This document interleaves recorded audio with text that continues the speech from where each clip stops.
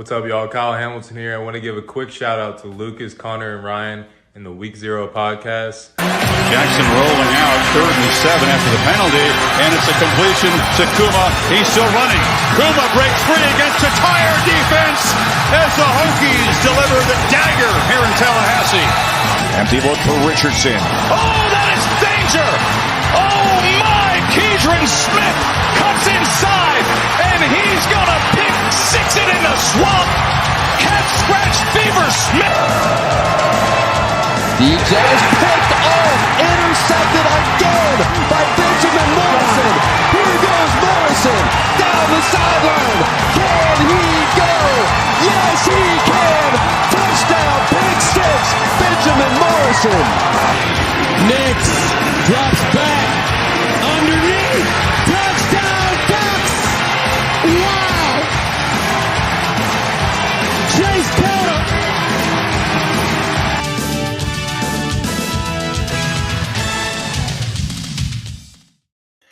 Ladies and gentlemen, welcome back to another episode of The Gold Standard.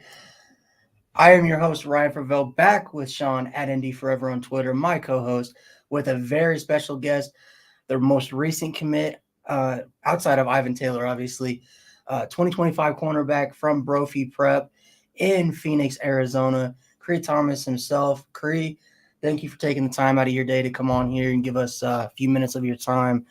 But how you doing, man? I'm doing great. Thank you for having me. Yeah, it's a blast. Thank you for coming on. I know you're a busy guy. So let's go ahead and get some, this started. But Sean, first things first, do you have anything you'd like to ask Cree? Put me on the spot first. I do. All right. So obviously everybody knows the big thing is you went to school with Benjamin Morrison as a freshman while he was a senior. I know y'all are close, or I've talked a lot about after the commitment, especially. Has he taught you anything when you were in high school? Is there anything that that you look up to about Benjamin? First things first. Like obviously, I look up to his play. He's one of the best cornerbacks in the country right now, if not the best. So that's the first thing. And, going to school with him, he was always just, he's the older guy. He's committed to Notre Dame, but he was always super cool. And any questions I had, he always answered. And it's definitely cool seeing a guy that came from sort of the same situation as me, same high school. It's super cool to see that what he's doing at Notre Dame, and just knowing that if I work as hard as him, maybe I could be there too. Yeah, and obviously being not only a high school teammate, but you went to school with Ben. What are some things that Notre Dame fans don't necessarily know about Ben? That would be something that would be kind of interesting, being a friend of his and knowing him from years ago. Oh, that's a crazy question. I don't even know. I feel like the things that Ben posts and stuff on his social media, I feel like that's really Ben. Okay. He's super genuine on his social medias and stuff, and that's really Ben, everything that he puts out there for everyone to see. A question that I love to ask is, for Notre Dame fans, it could be you as a player or you as a person. What is something you want Notre Dame fans, Irish Nation, to know about you as a player, person? What are they getting from Cree? I've said this a couple of times, but really just I'm a competitor, like no matter what, I'm going to go and I'm going to prepare the most I can for each game, watching film, giving every single rep in practice. I'm going to compete because that's just what I love to do. I hate losing. So every single week, every single game, I'm just going to go out there and I'm going to compete at everything, on the field or off the field. I'm a competitor. Perfect. So one thing I like to ask a lot of recruits is, in your recruiting process, what that was like for you. Because I know each recruit has their own unique journey that they go through in the recruitment process. So kind of tell us what it was like, your recruiting process, how that was for you, And then what led you eventually to picking Notre Dame as your home? Oh, my recruitment process was super good. I'm blessed. So I got my first offer freshman year. I was offered from Oregon, and so ever since then I started getting more and more offers, and I'm super blessed for that. I've talked to a lot of coaches. I got super close with a lot of the coaches along my process, but ultimately I just felt a connection with the coaches. They were super genuine the entire time. They told me how it was. They told me the truth about everything, and also our relationship. Me and Coach Mickens and Coach Bowden and Coach Freeman, we all built a good relationship. So I felt comfortable going there. And obviously, Notre Dame that's playing football on the biggest stage, and that's what I've always dreamed of. I just always wanted to play football on the biggest stage. So Notre Dame was a place to be, and not to mention the education. Yeah. Can't really beat a Notre Dame degree. So when you're playing football on the biggest stage, right? Let's say something happens, Cree Thomas interception, right? All right. What's a nickname that you have, or something maybe you grew up with that like Notre Dame fans can be like, I don't know, like Cree D. I don't know. I don't really know. I don't really have a crazy nickname. I mean, when I was younger and I played Pop Warner ball and stuff, my coaches would call me 20 Money. That's sticking. Yeah, I hope you know that's sticking, Cree. That's sticking. So when I scored, they would call me 20 Money, and some of my friends in high school and stuff, they'll call me that, just messing around when I make a play or something. Yeah, 20 Money. Perfect. Yeah, so we've had the Terminator on the show. Yeah. We've had, and now we have 20 Money on the show. I've been 20 my whole life, so it just went together. So, obviously, like you spoke about your relationship with Coach Mickens and Coach Freeman, but I know all of those guys were obviously involved. But who on the coaching staff do you think had the biggest impact on your recruitment? They all had a really big impact, but of course, my position coach, Coach Mickens, super cool guy. I was in constant contact with him. Obviously, he's the one who reached out and called me and officially said I was getting the offer and stuff. And just Coach Mickens, the relationship we built was super cool. And yeah, he was definitely a huge part of it. And Coach Bowden as well. He's always brought super fun energy and everything to any conversations we had. Sean? Yeah. When it comes to, playing in Brophy, you're playing at the highest stage in Arizona, as we were talking about in pre-show. What are some of the challenges that you face as a player that you're like, the things that you want to improve on, and the things that you're like, this is me. This is the type of like player I am. I'm a aggressive tackler. I just think that at this stage in my career, I'm trying to improve in every aspect, everything, whether that be coverage, tackling, returning, anything a part of my game. I'm just trying to make all of it the best that it can be. I love to cover. I love man coverage. Yeah. And I know how to play zone coverage really well too. So I just practice all of it in my craft, and definitely just want to improve every single day and be the best player I could be. Perfect. Golden plays a lot of man coverage, so I'm sure you're gonna like that. What was your parents' reaction to Notre Dame? Their support of you. What was their, along with yours, like when you first were thinking about Notre Dame? What were they thinking? Oh, they love Notre Dame. They loved everything, but I think that's where they wanted me to go from the start. As soon as I got that offer, and then when we went on my first visit there, seeing just the atmosphere of the campus and just the education process that they have over there, they loved it, and so did I. So that was ultimately big part of me going to Notre Dame. Now, I know you took your last visit, I believe, for the USC game, correct? Yes. So what was that experience like? I was there. Me and Sean were actually both there for the game. First time me and him, if ever, in our whole lives being Notre Dame fans, got to storm the field.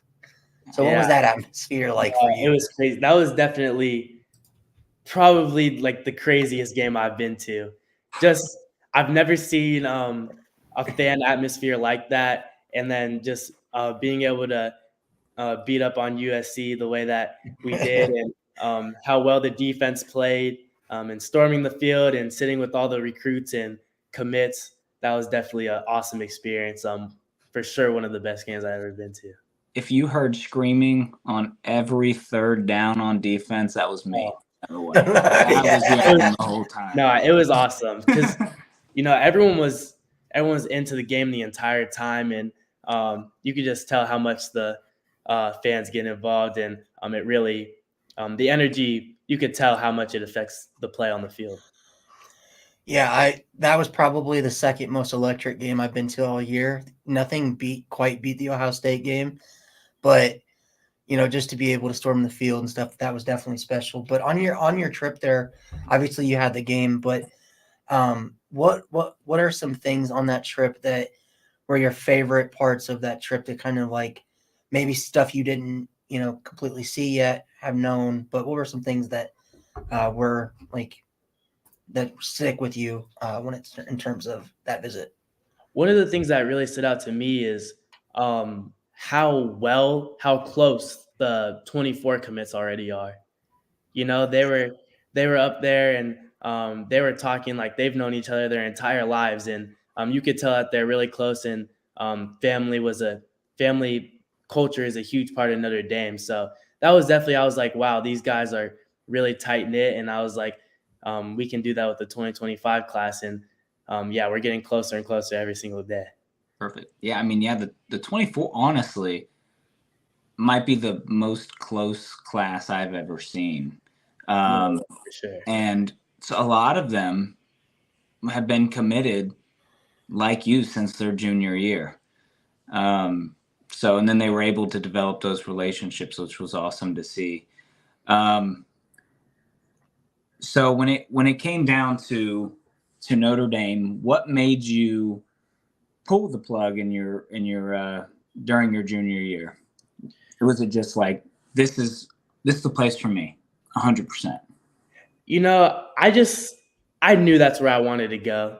I was like, there's no point in waiting anymore. Like, it doesn't get much better than this, Of course, like we've already spoke about, like the education and just the family culture there, like, and the coaches showed me so much love throughout the entire process. And then after I went to the game and everything, it doesn't get much better than that. It was all over here. Like, yeah. Oh yeah.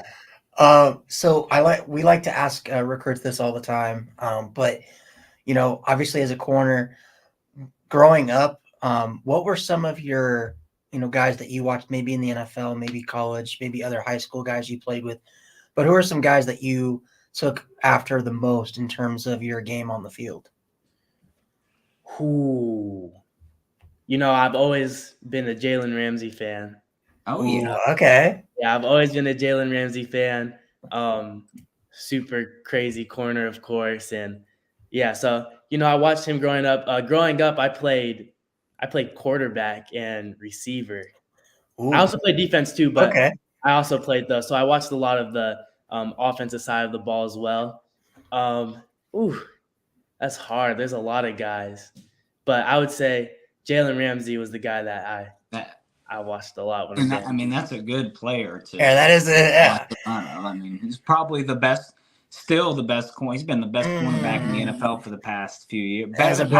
He's not better than Patrick Surtain, but oh yeah, I would be before my games watching some Jalen Ramsey highlights. I was ready. We'll have to get Cree. I'll have to get you watching some Patrick Surtain highlights, man. Oh, I watch Patrick Surtain highlights for sure. Yeah, he's a dog. My question is that's because that's an interesting comparison. We got to know, Cree. Like, do you talk? Are you a talker on the field? Like, are you? No, that's the thing, Jalen Ramsey's a big talker, so I knew when I said that was going to come up. But no, I don't really talk on the field.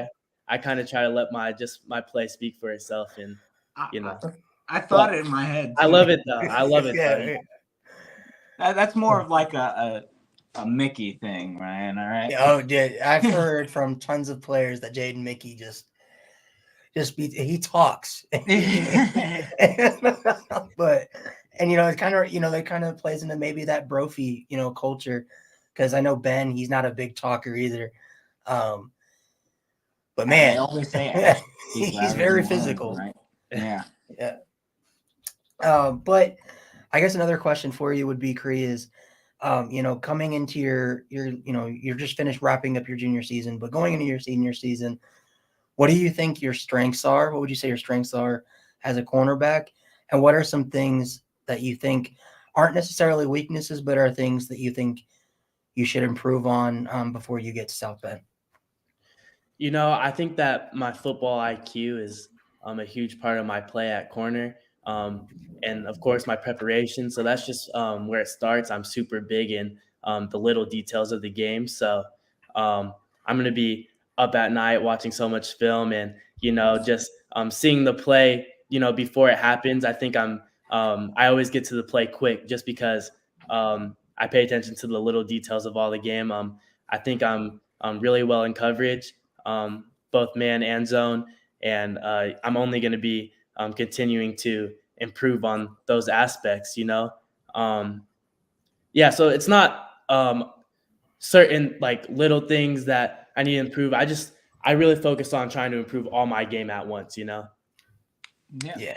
Do you for your senior season, or even just terms in your first year at Notre Dame, are there any goals you have as to, it could be just developing into a college corner, it could be being a rotational, it could be a starter, winning awards? What are some goals that you have? Going into my senior year, I just want to play the best football I can. Of course, to help my team win. That's the first thing. Just doing anything I can to help my team, and also just to develop into a college cornerback, and just being able to get up to Notre Dame ready to play at the biggest level. Awesome. I also like to ask a lot of recruits this. Growing up, was there a specific team that you rooted for growing up in college, or because it's interesting to me, and if so, what was that team? And then also, have you ever, how familiar were you with Notre Dame before your recruitment process? So I never had like a specific college team that I rooted for. I just love to watch college football. Growing up, I was a Giants fan. Okay. But that switched eventually. So, I have a stepbrother who plays in the NFL for the 49ers. So I've started to root for them a little bit, or not a little bit, a lot. And, and when you said, what did I know about Notre Dame? I didn't know a lot about specifically like what goes on campus and stuff, but of course everybody knows about their football. So I obviously knew that was a huge stage to play on, and that would be amazing if I ever got the opportunity. For sure. And then another thing is, we talk about Freeman and what he's done. He's going into year 3 now.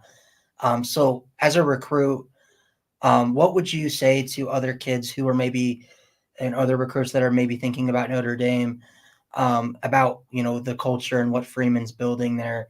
Like, if a player asked you like, hey, Cree, I'm really thinking about going to Notre Dame, what is some things that you would tell that person?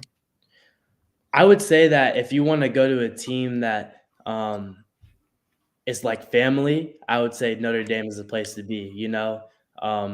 Everyone really cares about each other, and the coaches, they show so much love, and you could tell that everything is genuine on campus. And I can already tell, being a recent commit, just with the other 2025 commits, that we're family, and we're going to continue to build that family culture.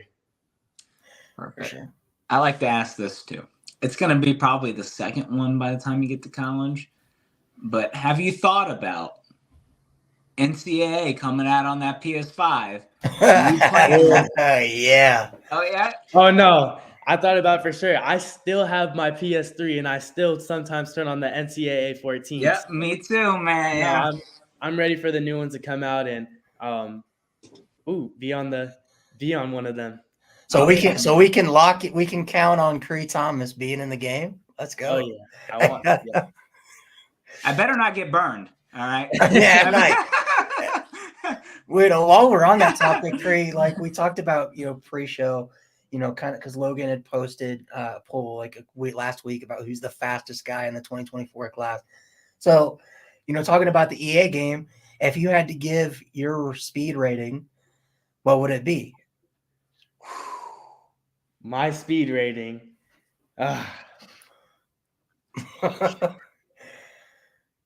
Give me 90 speed. Okay. Yeah.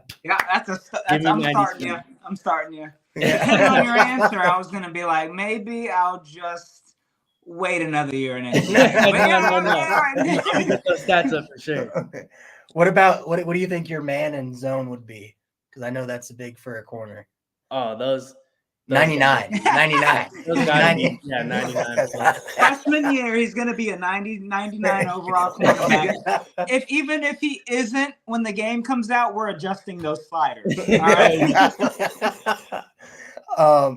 Another question I got for you, because obviously you guys as recruits are more than just football players, so we kind of like to give fans outside perspective of what you guys are like off the football field. So kind of tell us who is Cree Thomas? Take away the football player. Who are you as a person, and maybe some things that Notre Dame fans don't know about you that you think they should. Some hobbies. Yeah. I've mentioned the family culture a lot, and I think that really just comes from my household. I'm a really big family guy. They come first in me, so that's the main thing. And then my friends too. Those are my brothers. So, love going out with them. One of my hobbies, I actually started getting into photography a little bit. Ooh, so okay. I've been taking some pictures. Might make a little Instagram, during this 7-on season for the pictures and stuff. But yeah, I love my people and my family, my friends, and coach, everyone around me. And I think that that could also translate to the football field as well. Awesome. He's going to make it big in photography. Yeah. Go ahead.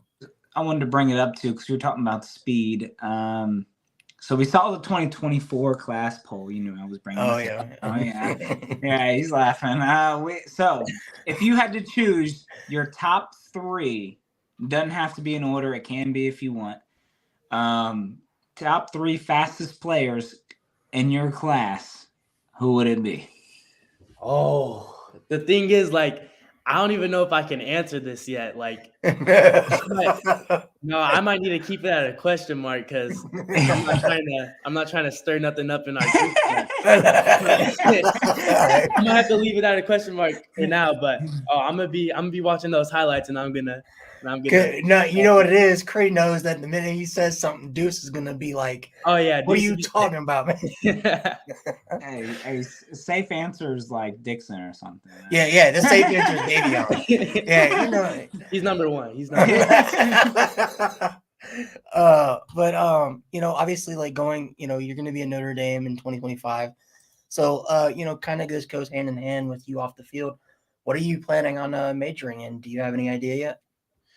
So I don't know yet. Still Okay. Figuring that out. But like I said, I really like the film aspect. So I was thinking something that has to do with television or anything like that. There's always business majors that I might want to focus on, and yeah. So haven't really decided yet, but definitely have some things in mind. You have a lot of time. Yeah, a lot of time. Yeah. No stress of that. And I mean, film, that'd be awesome. They always say do what you love, and it's not a job, right? So, do you think with photography, like movies is something that you would want to No, for sure. That would be super cool. So, Cool. Dude, if we get Cree Thomas videos like how we got Roderick Estime videos like in the offseason, Freeman's gonna do that with you, right, Cree? The minute he's like, hey, I'll go on camera. By that time, it might be, I love CJ Carr. Like, that's what they're gonna have Cree do. But any other questions for Cree, Sean? I don't. Do you? I got one more for you, Cree, and this is kind of a fun one.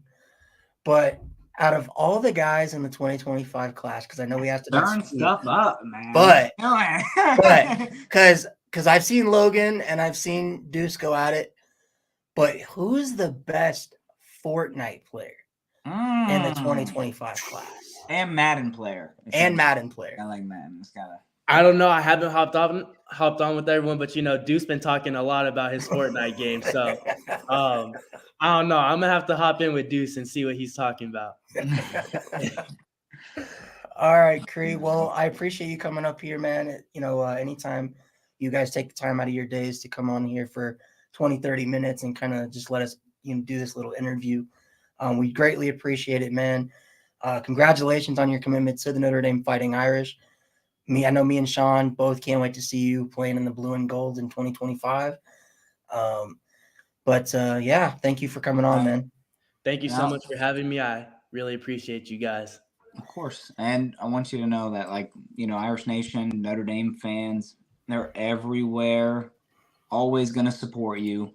And we're super thankful that, like he said, for you to be here.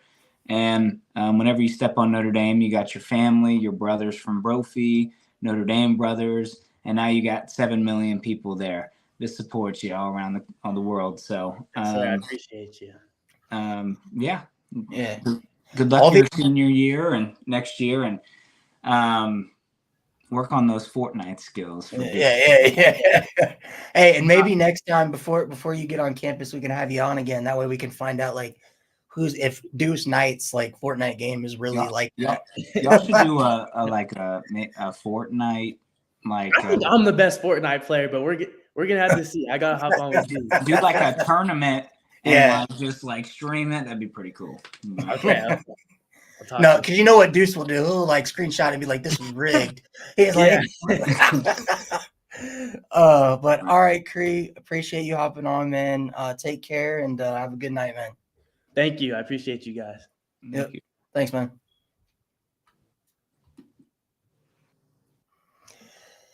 Another interview in the books, Sean, for the Gold Standard podcast.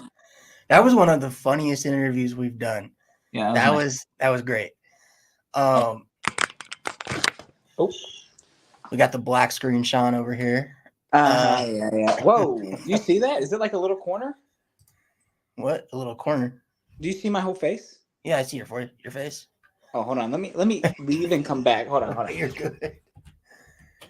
Anyways, guys, that was Cree Thomas. One of the latest commitments in the Irish 2025 class while we wait for Sean to hop back in. We got some news to get into, obviously. The most recent commit in the Notre Dame 2025 class was elite safety from the state of Florida, son of former NFL cornerback Ike Taylor, Ivan Taylor.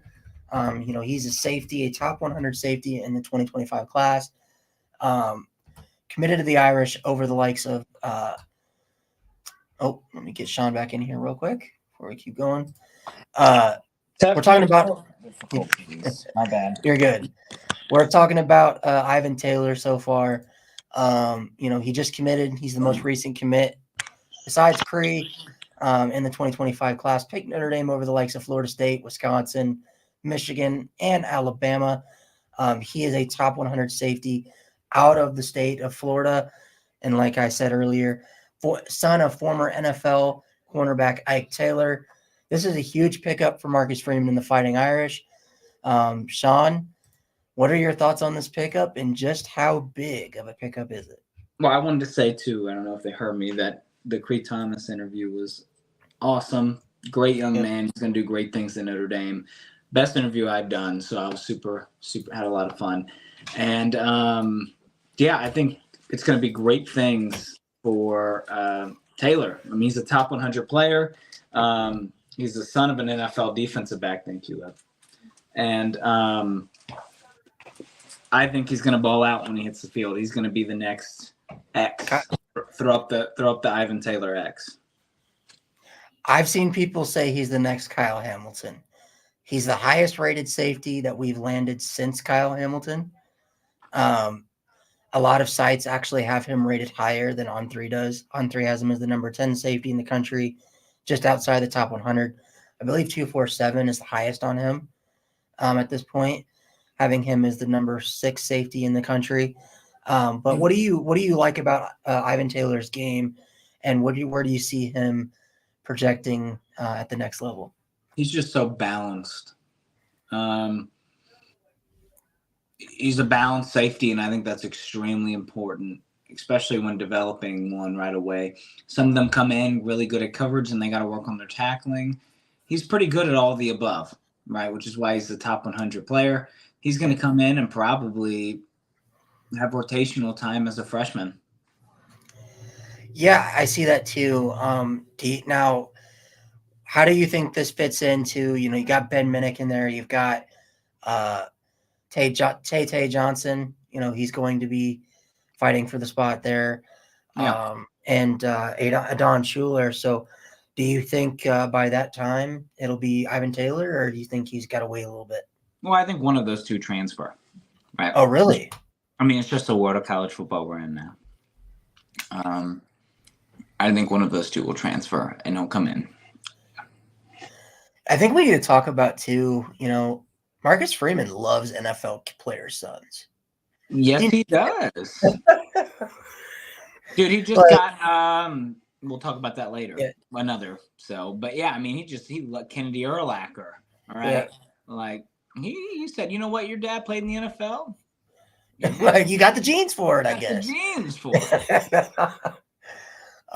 But overall, I think I agree with you. I think Ivan Taylor is one of those day one starters at safety for Notre Dame when he gets there in 2025. Man, I think we need to talk about the job that Chris O'Leary has been doing the last, few seasons. Oh, yeah. While he hasn't recruited the best at safety, he's converted a receiver and Xavier Watts into a Bronco Nagurski award winner in just a season. Does it feel like I will say this, one, I would much rather have a developer than a recruiter. I'd rather you develop a 2-3 star into an NFL talent than have a top talent and him not work out. I think you've got to have a balance. Yes. Okay. Yeah. I mean, he's still recruiting 4 stars, yeah. which are good. So I think he does good. But I will say that does X, right? Does it feel? I mean, well deserved. I love that he won Defensive Player of the Year in college football. It was a great year, especially from USC and on. But did it feel like he was our first since Monte Teo to win that award? And I told my wife, I was like, he well deserved it. He was awesome this year. But did it feel like the Monte Teo impact? Or was he just so good that his presence was there and it wasn't like Monte Teo impact and Kyle Hamilton impact? But he was so good and he got the job done. Yeah, and that's the thing is like last year a lot people bashed Chris O'Leary for losing Caleb Downs and Peyton Bowen, which were their own kind of situations. But you realize how good of a coach you have to be to get a kid that was playing receiver, was moved to the defensive side of the ball. You forget, Sean, he played Viper last year, in certain spots, and now he goes to safety and wins the Bronco Nagurski. That doesn't just happen. Without deserved. I love his story. I love it. Oh yeah, I loved his speech when he said like people expect us.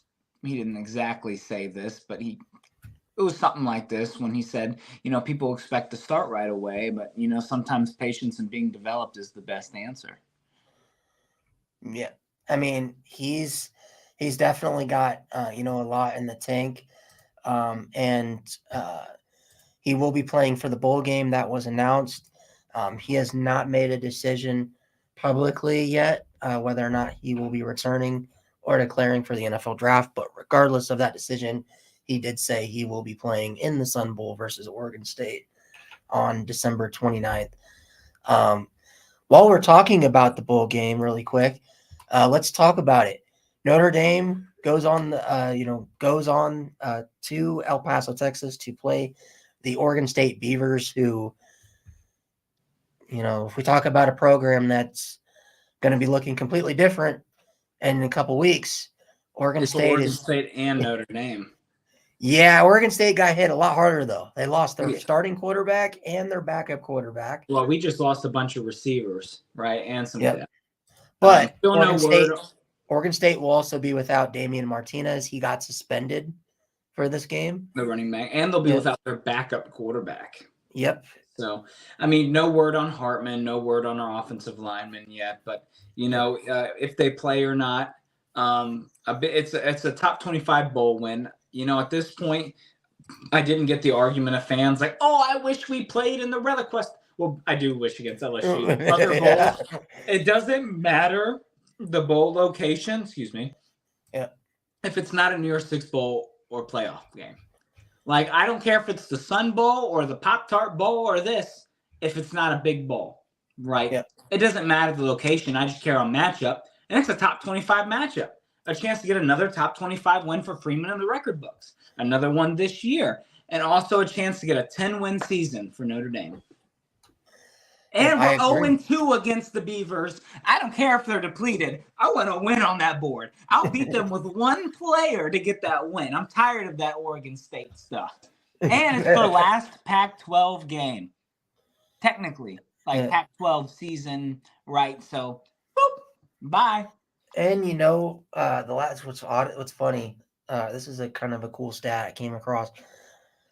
The new head coach for the Beavers is Trent Bray. He won the Insightbowl.com Bowl against Notre Dame when they blew us out. And he was the game MVP the last time Oregon State played Notre Dame. So you don't think that he's like, "Oh, I'm the coach now"? Well, he won't be coaching the game. Oh, I did not see that. Yep. So he will be their coach next year, but won't be coaching the bowl game. I posted that in a thread on 3 and was told that because I saw that stat and I was very intrigued by it. What are your thoughts though on how the ACC handled this, with them kicking basically shadow banning Notre Dame from their top tier bowl games, and kind of just shipping them to a lower tier game, all because of what happened to Florida State? Yeah, I wasn't that mad about it like you were. I know you were pretty upset about it. For me, especially after seeing how happy the Sun Bowl representatives were, almost crying pretty much, saying that the best, most productive financially the city's ever been was when Notre Dame was there a decade ago, and now they get to come back, and they were just so happy. And you know what? That's what it's about, right? It's not like people like, what if we were playing Rutgers, right? Like it's not a ranked game. We would have been playing Rutgers in the Pinstripe Bowl. Yeah, so I would have been more upset about that because I wanted a ranked opponent. I like the Oregon State matchup. It does suck that they're depleted. This is what we've come to. But I will say the 12-team playoff, I think, will fix that in the bigger bowl games, because no more opting out of New Year's Six bowls, etc. But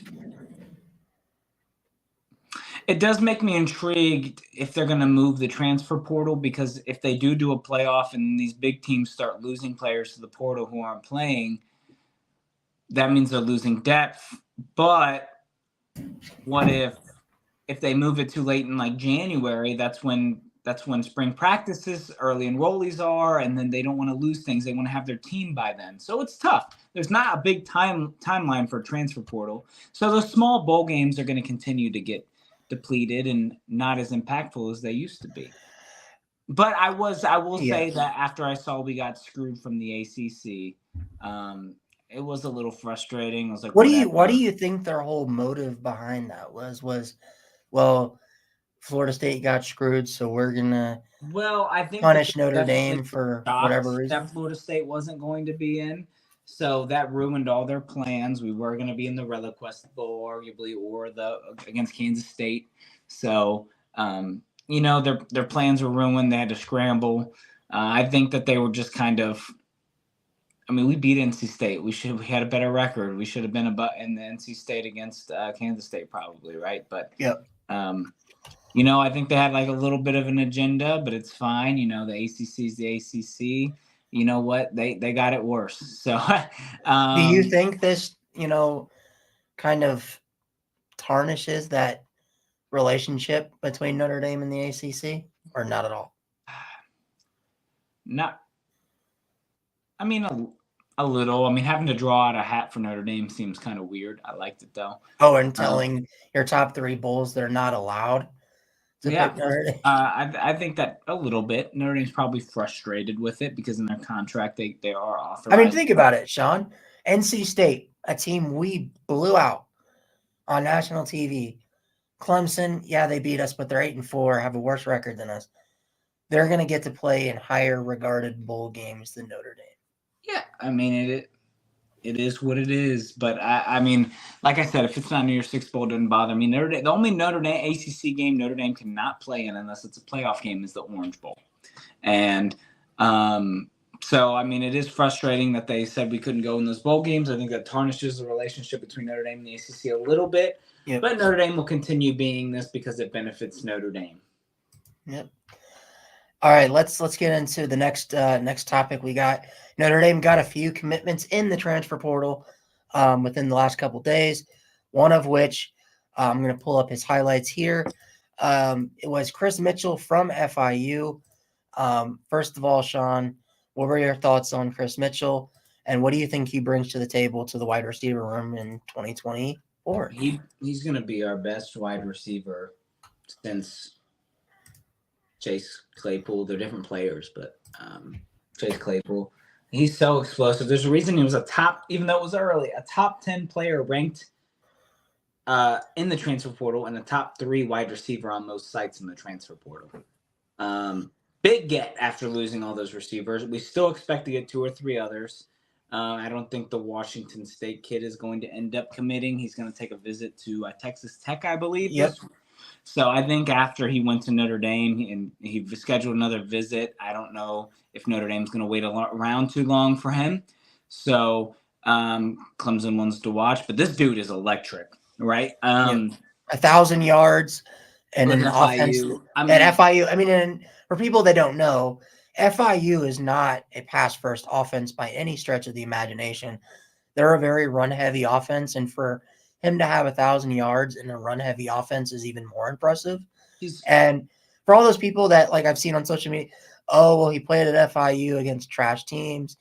His stats are inflated, blah, blah, blah. He played Arkansas and had over 100 yards receiving, a touchdown, and that was on 7 catches. So he played against Liberty Power too. 5. Liberty's a New Year's Six Bowl team, like it or not. Yep. So that's a good one. He's a go up and get it type of guy. He's one of the fastest Notre Dame receivers will have, but instead of just having speed like a face on, he's going to go get it, make those catches. He's just an all-around receiver. Seems to translate. Who cares if it's group of 5 or power 5? I think if there was the 2 positions that probably translate the most to group of 5 and power 5 are probably wide receiver and maybe quarterback at times. But yeah, I mean, wide receivers, I mean, if they got the stuff, they got the stuff. If they don't, they don't. So if they got the stuff in the group of 5, they probably got the stuff in the power 5. So I'm super impressed with this guy, and he's going to be our wide receiver 1 at the edge. Like, it's going to be him, Greathouse, probably Jayden Thomas, and then Deion Colsey, Cam Williams, and our other transfer coming in. We're going to get deep. Woo! At first, it was so sad. You were just like, Flores. And then it was like, who gives a shit? Who needs him? No, I'm joking. But no, I'm excited. This is a great get. We got another one, but I wanted to also talk about, I mean, I want 2 to 3 wide receivers. because right now without that, we have about, including the freshmen coming in, I think eight scholarship receivers, 9, including the transfer Chris Mitchell. So I want to be at a 10 or 11. And Yeah, I'm super, and wide receiver coach too. We'll talk about that. I'm sorry, I'm scrambling because I'm no, excited. you're good, man. So a little bit more about Chris Mitchell. Obviously, I'll pull this up graphic I made.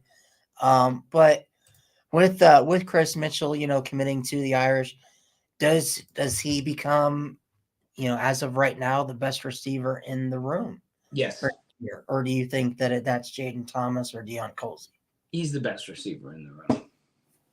Okay. Where do you think you think he plays that slot? You think he plays boundary? He'll be our star.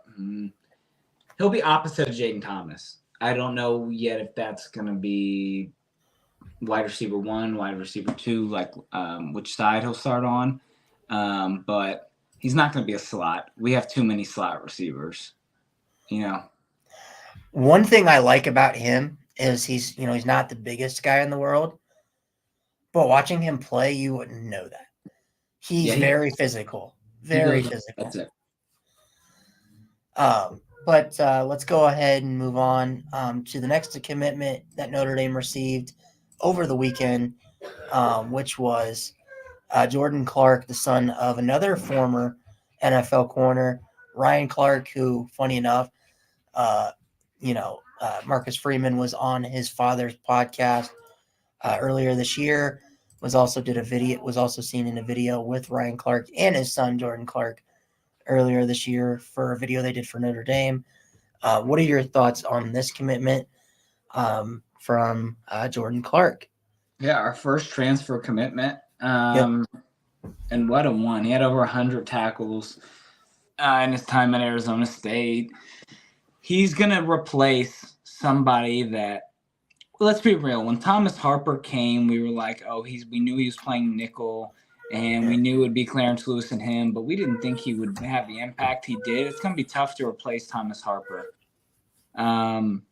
So I will say that we needed nickel, and I think we got a good one. I think we got probably – this is a perfect get for a nickel corner, our safety. So he's going to be underrated just like Thomas Harper was, is what I'm going to say about him. And then he's going to be somebody that comes in and proves a lot of people wrong. And I'm excited about it. And he's been doing it his whole career. Who cares if he's the son of Ryan Clark? Like, he's coming in, he's getting 100+ tackles, playing at Arizona State. He's going to Notre Dame. People are like, he'll play nickel, but boom, he's going to be there. He's gonna start next year, and he's gonna surprise some people, and that's what I'm excited about. I like his tenacity. He's a very hands-on DB. Good thing for him, Notre Dame runs a lot of man. Guess how 80% of his snaps at ASU were in man coverage. And those 80% snaps, he only allowed 40% completion in his 4 years at Arizona State. That's really good.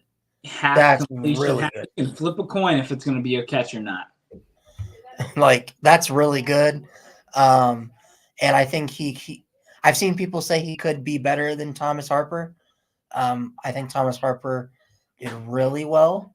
I think Thomas Harper overachieved than what we originally expected from him, especially with Antonio Carter there. I believe many of us thought Antonio Carter was going to be that guy, but we'll just have to see. But I think I agree with you. I think Jordan Clark is that guy who plays the nickel. He's I love his tenacity. Like I said, he's one of those guys that he's going to be in the picture.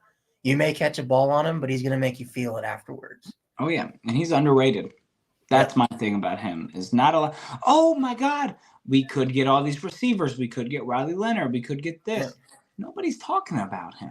Yeah, but it's important. He's an important depth piece starter that we're going to get next year. And I hope he's watching because he's going to prove a lot of people wrong. Yeah, I agree. Next up, in the portal news, Speaking of Antonio Carter, we did lose him a couple days ago. Pull this up. But he was that guy that we thought was going to be Thomas Harper, what Thomas Harper ended up being. Just didn't work out at Notre Dame.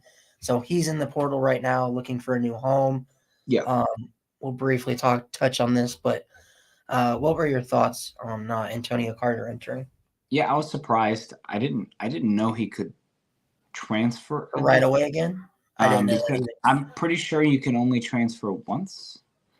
I don't know if because he went FCS to there, but I'm pretty sure you can transfer once, and like you can't go another year transferring right after. And I think you can't play that year. I thought that was the rule. But forget, I may be wrong, but I'm surprised because no.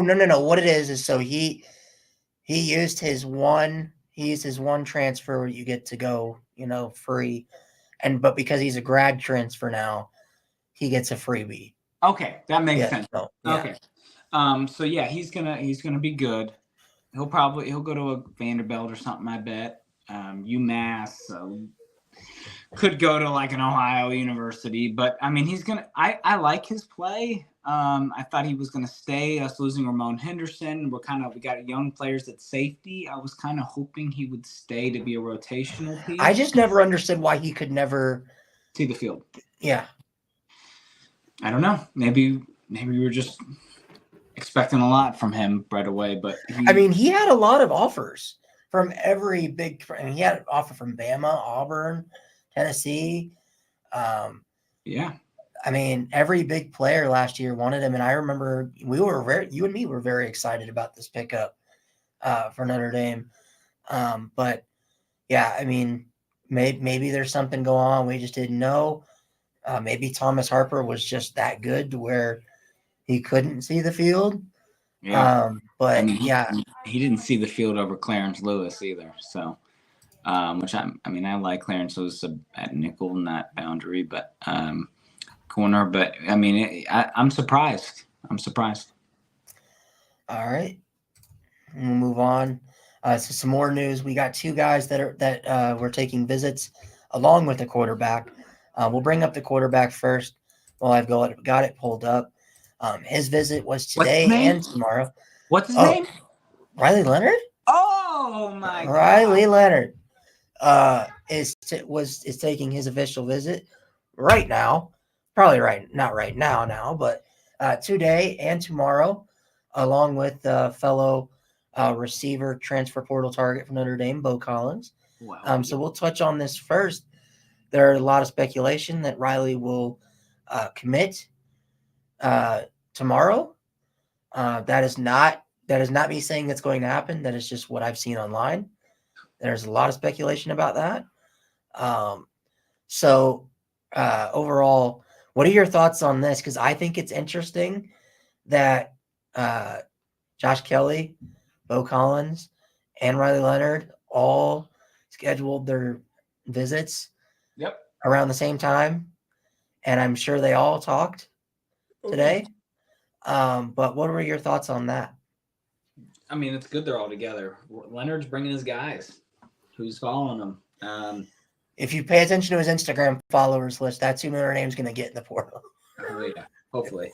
I hope if we can land Leonard in one of those receivers, I'd be happy. I'd prefer Collins, I think to say, of the two wide receivers. Yeah. So, landing Riley Leonard, I think he fits Notre Dame's offense more. I think he fits especially Notre Dame's offense more with Audric Estime. But, whether he comes back or not, probably going to the draft with Love, Price, etc., it's going to be great to see. He's a run-first quarterback, so instead of when they're stacking the box and they think we're going to give it to Love, he can keep it. And that's something Hartman couldn't do. Right? And people say, he only had like 3 touchdowns last year. The year before, he had like 20-something touchdowns passing. He can throw the ball too. Goolsby loves this pick. And Goolsby wasn't the biggest fan of Hartman. So maybe he's on to something there. Maybe he's on that Leonard's going to be the prodigy king for Notre Dame. I don't know. Well, I also think Leonard, another thing, I think the reason Notre Dame wanted him, because I had people say, well, there's Cam Ward, There's all these other guys. Besides Cam Ward and Riley Leonard, name a quarterback that's in the portal right now that can move as well as those two guys.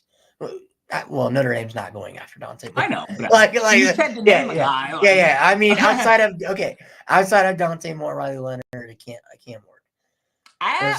Walker Howard, but not as good as those two. Walker Howard isn't even really that mobile, to be honest. I like him. He can move a little bit. He ain't like Sam Hartman where he can't run. Like, but I think the thing is also if you're Notre Dame, you look at, you're going to be very young and inexperienced along that offensive line next year. And one thing that Hartman could not do was he got pressure on Hartman.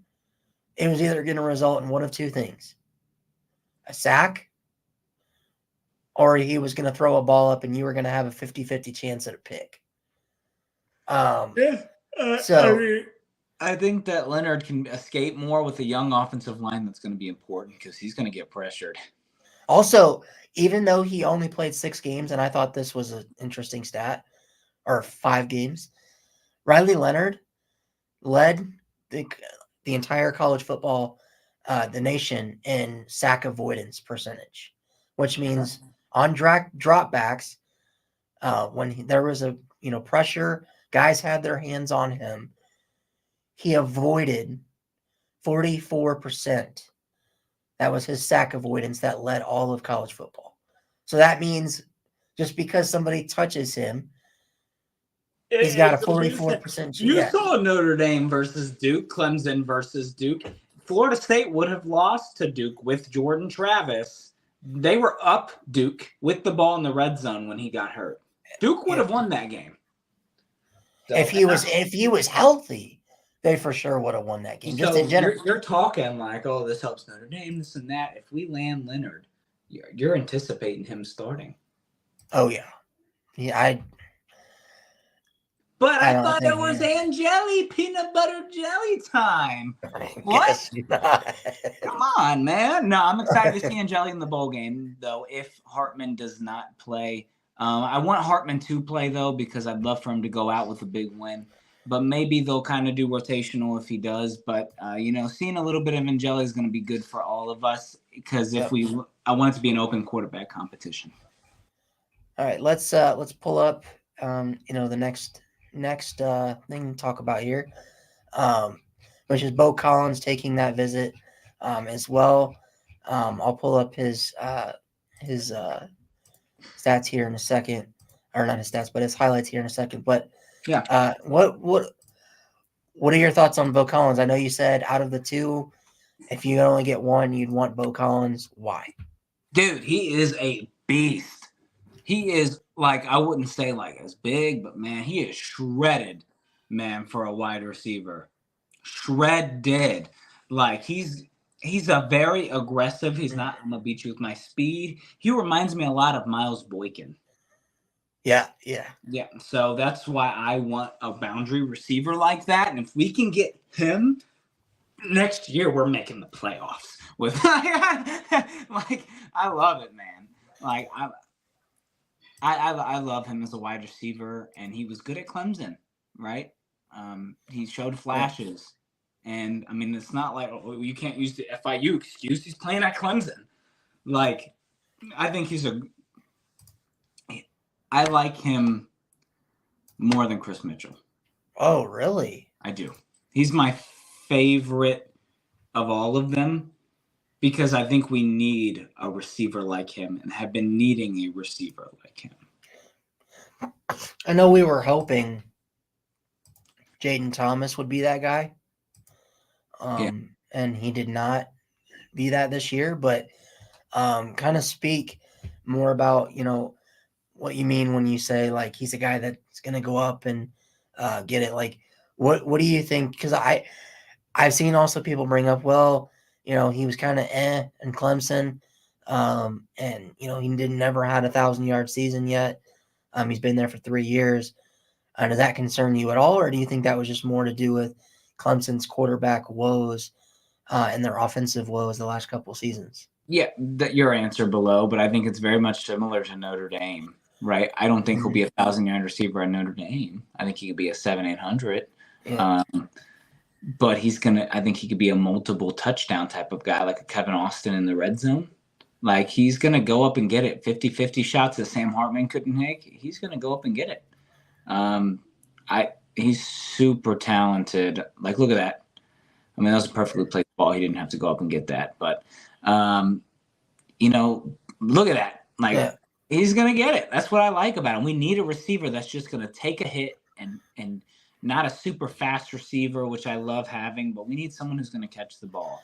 And look at that. He's going to catch it. That's what I like. And I'm of that mindset that I think, because if we remember correctly, he was a big target for Notre Dame back in the 2021 class, was a top 100 recruit. I don't know if you remember, but Tyler Buckner was like, anytime he'd be interviewed and asked about there was one player he'd like to bring with him to South Bend, he always mentioned Bo Collins. But why do you think do you think he ends up at Notre Dame? You think he ends up elsewhere? I have a feeling he might end up elsewhere, but I think if Leonard can bring him in, like, I think he can. I hope we get him, like, because we need a receiver like him. I think, and I'm also of the mindset, I think his stats and stuff and play were dictated more because of Kid Klubnik and DJU just not being the best. I think more of that also is the offense at Clemson has been atrocious the last couple seasons. Yeah. We got to see that firsthand. I was at that game. I can't tell you how many times Bo Collins was wide open and Kid Klubnik threw it in the dirt. So, yeah, I mean, or overthrown.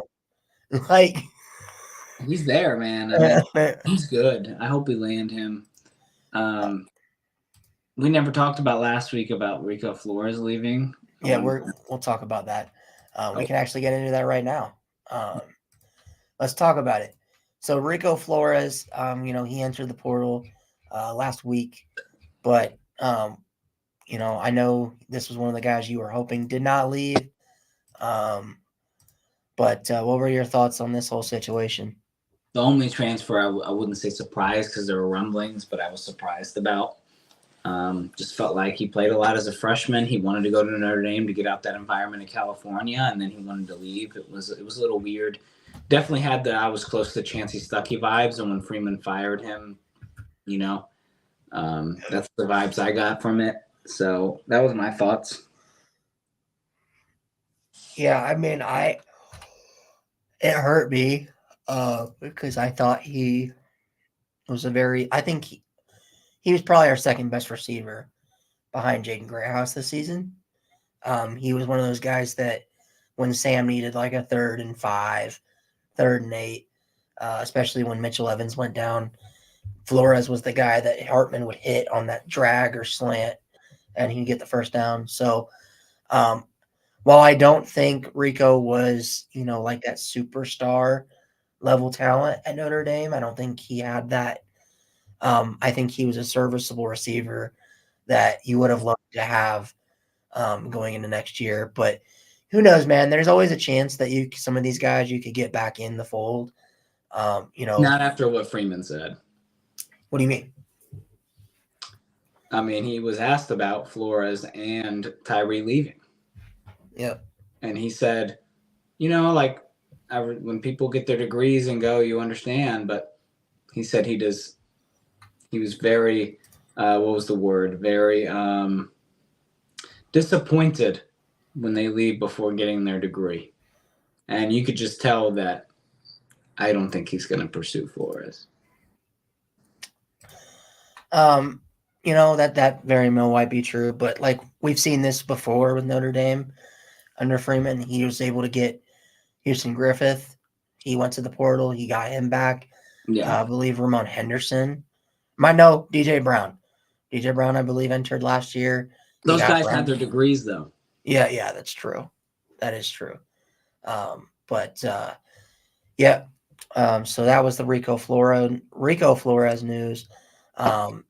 Let's talk about the third receiver in the portal that for some reason Sean does not like.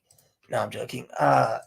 thinks that Bo Collins is better than I agree, but I still think this kid is definitely special, and if Notre Dame can get all three, that's a huge dub. But we're talking about former Washington State receiver who entered the portal, Josh Kelly. Formerly, this is his second transfer in a row. Transferred last year to Wazoo from Fresno State, where he was a superstar receiver. He did deal with injury this year. Otherwise, he would have been a 1,000-yard receiver. But he was here today and yesterday. But he is going to be taking a visit, like you said, to Texas Tech this weekend. So overall, what were your thoughts on, this guy being one of the big targets for Notre Dame? And what do you like him? What do you like about him? And how big of a land would this be for Marcus Freeman and the Fighting Irish for the 2024 transfer portal? I think it'll be a very good land. I want depth, and I think he would be a great addition. I don't know if he would start over Mitchell, Greathouse, and Thomas next year. I think he would come in a lot and play a lot. I think that when healthy, he's somebody that could be a great talent. I'm not confident in him going to Notre Dame right now just because of him already scheduling another visit to Texas Tech, which surprises me because I feel like Wazoo is better than Texas Tech. Mm-hmm. So I feel like if you're going to the portal and Notre Dame offers and needs receivers, it surprises me. But he might not be a Notre Dame fit. Maybe that's why you never know. Maybe he just wants to view other schools. But if he ends up at Notre Dame, it's going to be a good get. Yeah. Where would you rate, because I was asking people this. If Notre Dame gets Riley Leonard, Bo Collins, Josh Kelly, Chris Mitchell, Jordan Clark, and say we fill all the holes we need on the other end, like a defensive end, maybe a D tackle, maybe another Viper, offensive lineman. Do you think we can maybe start to say maybe Marcus Freeman and Notre Dame won the portal in 2024? Oh, definitely. And I've heard rumblings about that kicker from South Carolina. Yeah. Antoine Wells. There's a lot of rumors swirling about Notre Dame and Juice Wells. We're not going to talk about that on the show because, it is a rumor, but just kind of some food for thought. But just sprinkling in there. I ain't saying nothing. Yeah. Riley Leonard did follow Juice Wells. As his Instagram following has shown us. Guys that Notre Dame wants are guys that Riley Leonard follows. As he's followed Josh Kelly, Bo Collins, every Notre Dame. He's going to Notre Dame. Come on. No, hopefully we get a commitment soon from him if he does. But yeah, I think it would be an A+. We get all the pieces we need. We'd start to have Freeman guys playing, and I couldn't be more excited. This could be an 11-1 team next year that makes a 12-team playoff, have a home playoff game. Yeah. Yep. That's it for the transfer. No, it is news. not. It is not. I was waiting. There's one big thing you're missing, buddy. Who am I forgetting? We got a new guy probably coming in for our wide receiver coach. Oh yeah. With all the transfer portal stuff, it slipped my mind. Oh, actually, we do have one more thing. We have another thing to talk about along with that. Tyler Buckner, the return, the prodigal child, has returned. I love it. I love Tyler Buckner. He returns to play lacrosse. Yeah, I hope he walks on. Maybe Faison will tell him to walk on, and maybe we'll get him as a running back or receiver. Yeah, I don't know. Maybe he'll be the next Avery Davis. But no, he's going to play lacrosse. He's going back to Notre Dame. He's a Notre Dame guy. I was surprised. But you love to see it. Go Tyler. Yeah, I love to see it. Hey, people are gonna want to watch that Notre Dame lacrosse team so bad now. Yeah. But no, I thought that was interesting. But yeah, let's talk about the guy that Notre Dame hired for their new receivers coach. It's not the sexiest hire. No, it's not official. Yeah, it's official, but it's not official. That's what we'll say. Yeah. But they hired Mike Brown, the receivers coach from Wisconsin, formerly the receivers coach for Freeman and Co. And Fickle back at Cincinnati. So another Freeman friend hire, as people are calling it. I actually like this hire. I know there are people that are like, well, you should have went out and got the Washington OC. You should have done this, and that. He ain't leaving Washington after making. Yeah, no, not OC, but Washington receivers coach. Why would that guy come to Notre Dame? Only to be an offensive coordinator to upgrade. Yeah. He would need to. Yeah. No. Notre Dame would have had to overpay for that guy for him to come. Yeah. And this guy right here has got experience with Freeman. He's developed guys in the NFL. And what I like about him, and I really like this hire too, is that he's kind of an opposite of Stuckey. Stuckey was a good recruiter. Didn't seem like he was good at developing. This guy, I heard he wasn't the best recruiter, but at the same time at Wisconsin, when they run the ball 50 million times, I mean, Notre Dame does too now, but I mean, Wisconsin's been always known as a running team. And then you got Cincinnati where you're not going to get those big recruits. At Notre Dame, he's probably still going to get those 4-star recruits. He's getting Cam Williams, and even though Stuckey recruited him as a 5-star, if he can develop Alec Pierce into an NFL wide receiver and others who are 3 stars and below, what do you think he can do with Cam Williams? Like, it's going to be – he's a very good developer. He's put 4 – so think about it. In the last 2 years, he's put 4 receivers in the NFL. Yeah. And Notre Dame's put 0, probably 0 in the last 4 years. Kevin Austin was the last guy to go on not even. He didn't get drafted. The last guy was Ben Skoranek. Yes, I for some reason I thought Kevin Austin got drafted. That's why he shouldn't have left, but it's okay. But no, I like this hire, man. I think especially when you're trying to clean the room out of what happened with Stuckey and all that drama. I think it's good to bring in a guy that you trust. And kind of level that out. But our commits seem happy with it. Our recruits seem happy with it. So I'm happy with it. And our coaches seem happy. And our coaches are happy with it. Yeah, I mean, Rico Flores can be unhappy with it. But, Bo Collins is happy with it. Riley Leonard might be happy with it. I'm going to joke. Cam Williams is definitely happy with it. So was Logan. Yeah, Logan was too. But yeah, crazy cram-packed show today. We went over more than what we usually do. But that's just because of how much information and news has been breaking the last couple of days. I was actually kind of didn't know what to do today because I got on my phone and there's no Notre Dame news. I'm like, we just had a week where there was Notre Dame breaking news every single day. And it's quiet. I don't know how to feel about it. I know. And Joey Tanoa, too. Not Tanoa. We're on a blank, but the guy who medically retired is now transferring to. It's something I wanted to bring up. Great young man, medically retired, and he's going to try to play football again. But no news today. And I was like, come on, are we getting a Riley Leonard commitment? Are we getting another visit lined up? I'm waiting for it. Nope. I kept checking Twitter, kept refreshing.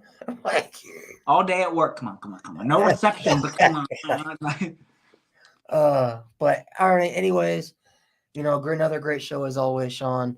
Again, shout out to Cree Thomas for coming on the show. Great young man.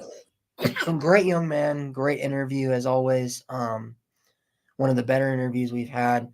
20 money. Cree 20 money, Thomas. Again, thank you for taking your time coming on the show.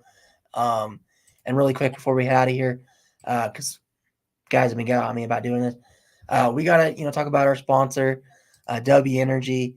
It's all natural. It's none of that canned stuff, garbage that you get from a gas station or your local Walmart. It's all natural, no added preservatives. It's way healthier for you and gives you the energy boost you need.